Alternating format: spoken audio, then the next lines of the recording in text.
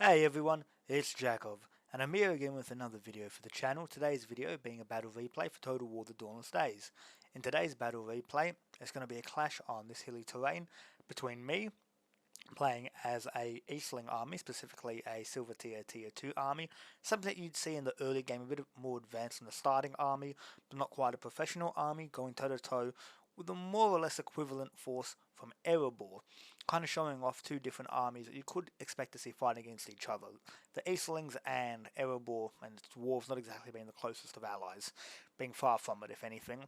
So yeah, we're actually going to put the battle into slow motion. We'll check out both armies, and just to mention it again, the Easterling force, the Erebor force, I should say, is being led by the computer.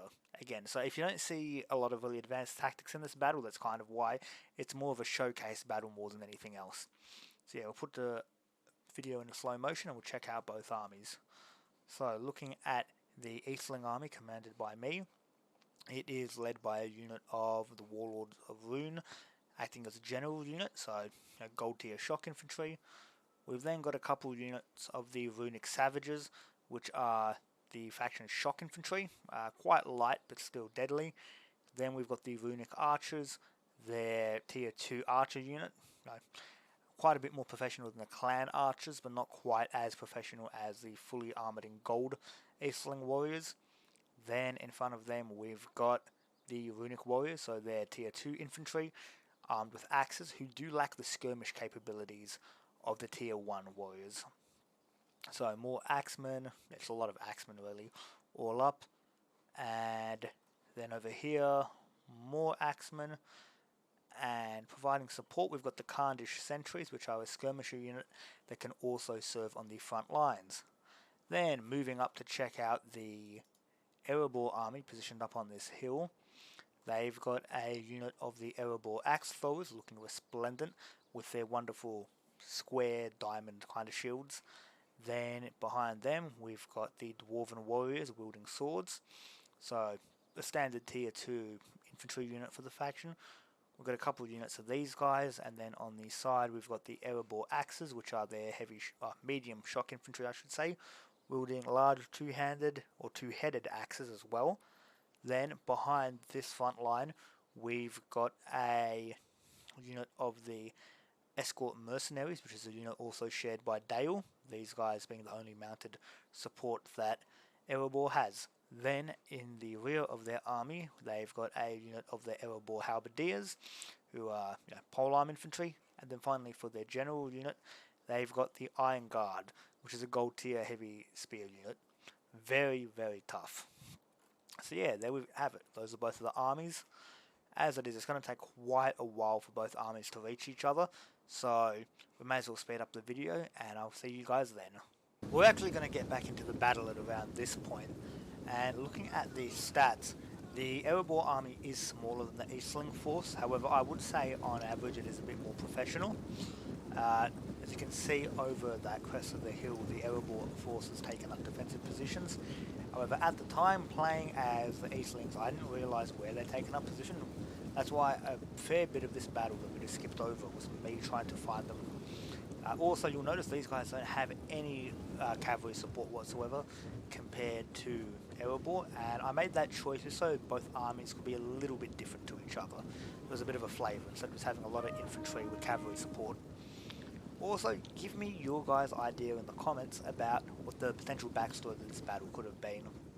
I view it as, in the build-up to the War of the Ring, the Eastlings decided to probe the defences of Erebor a bit, sent in some professional warriors, not quite as professional as their Loke Rim warriors, but still a sizable force, and they were met by the forces of Erebor with assistance from some Dale cavalry on the outskirts of Erebor's territory, so further out to the east, kind of similar to where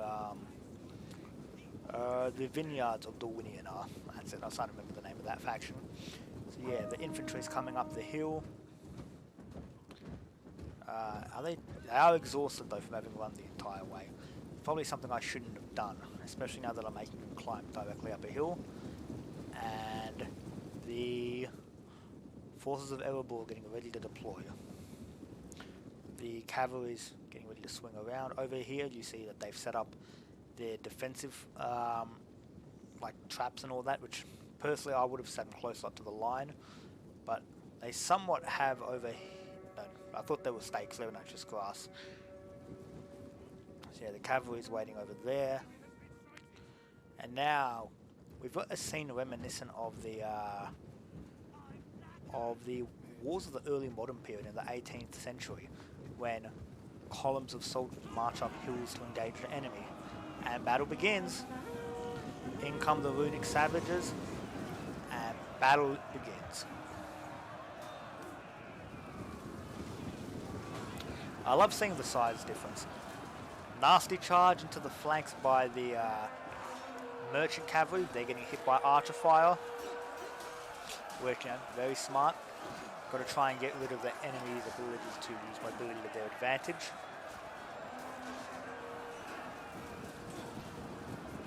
In come the axemen, catching them out. Down come more infantry. And yeah, the javelin men are skirmishing for all they're worth. Massive horde of infantry over here. And this is kind of a bad idea on my part. I should have spread them out a bit more. The Erebor shock infantry has joined into the fight. And yeah, the shock infantry of Erebor are tougher than the Rhûnic savages. Oh, that guy did just get cut down. Cavalry pulls out. Haven't really taken them all. They've done quite well. The Easterling general joins in on the fight, fighting against the Dwarves. And it's a general v general clash, actually. You got the Iron Guard fighting toe to toe with the Warlords of Rhûn. One unit breaks and retreats just because, you know, the force of the halberdiers and the other units were a bit too much. More units are breaking along the line for the Easterlings. Not quite stacking up to it. And now the halberdiers are engaging the Candish sentries, and the archers are opening fire. They're shooting directly into the flanks of the Erebor axes, trying to cut down these shock infantry, which is, you know, it's not the worst idea in the world, but I think it would have been better to shoot these guys in the flank instead. But it was also a case of trying to free up units, which if these guys broke, these units could advance forward, break the axes, the dwarven warriors, and then continue. However, the axe throwers are just going ham.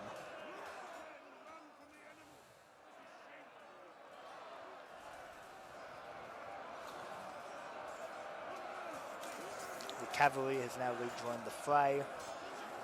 Again, once battle was joined, it's gone fairly quickly. The Rhûnic savages are trying to fight, but not doing too well.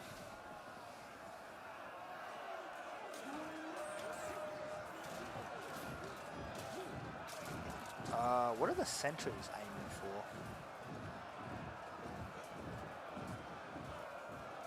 I think that might have just been a glitch. And now the halberdiers have been caught in a crossfire between both archer units, which smart.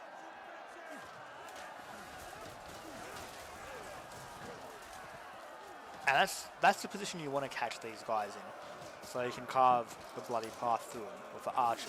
But the unit pinning them has to be a bit tougher than the Candish sentries.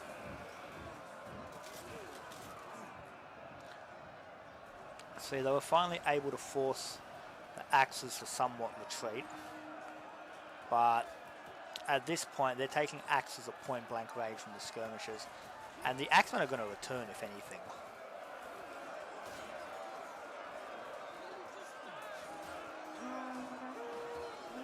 It's funny, both sides have a unit being caught up in slaughter at close range with ranged units.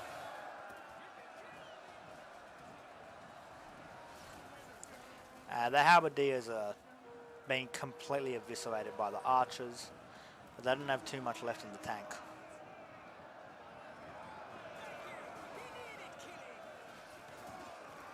Down come the Erebor axes again.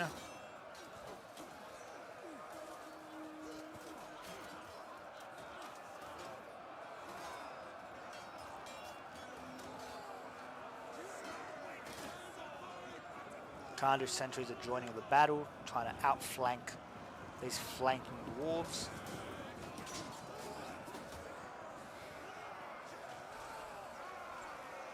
Archers are still opening fire, trying to get rid of these axe infantry.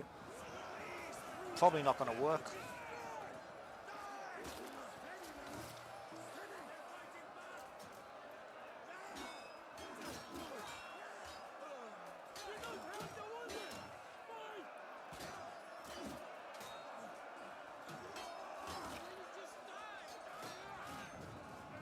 There go 2 units at once, leaving this last unit, even though it outnumbers them, in a bad position. The Erebor axes finally shattered, but it was a bit too late. And the Dwarven warriors, how many of these guys are left? 35. The axemen are returning, which is useful, but the way things are going over here, I wouldn't say it's that useful. Ooh, very nasty death of that horseman. I will say that the general unit is pretty good at killing stuck horsemen.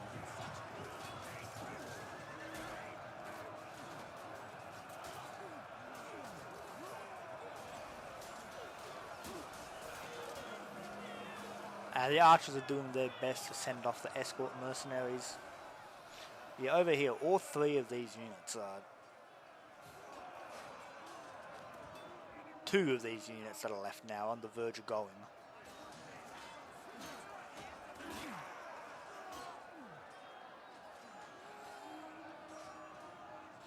And now the Erebor axe foes are going to join, which, smart. Extra bodies are always useful, especially once they've used up their ammunition. The cavalry charges in, and this flank is gone. So all that's left for the Easterlings are their general unit, who is fighting bravely against superior foes, but won't be able to last. And the archers, who are out of ammunition at this point, and who the cavalry are doing their best to get rid of.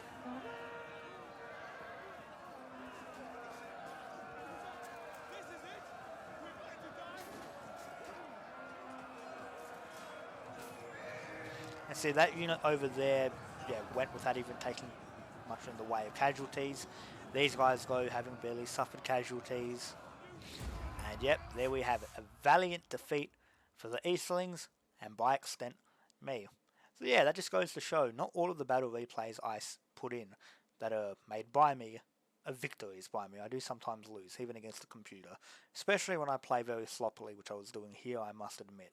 Anyways, we're going to end the battle replay and see how both sides did.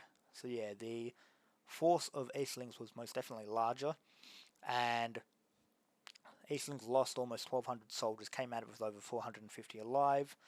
The Dwarves lost 600 soldiers, came out with 400 alive, so both sides had a similar number of troops survive, but proportion-wise, the Dwarves did way better. Looking at my army, the Warlords of Rhûn only got 62 kills, not good at all.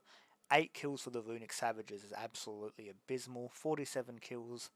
Yet the Axemen, the Rhûnic Warriors in general, only averaged about 40 or so kills. This one got 79, which is alright, but it's still pretty poor.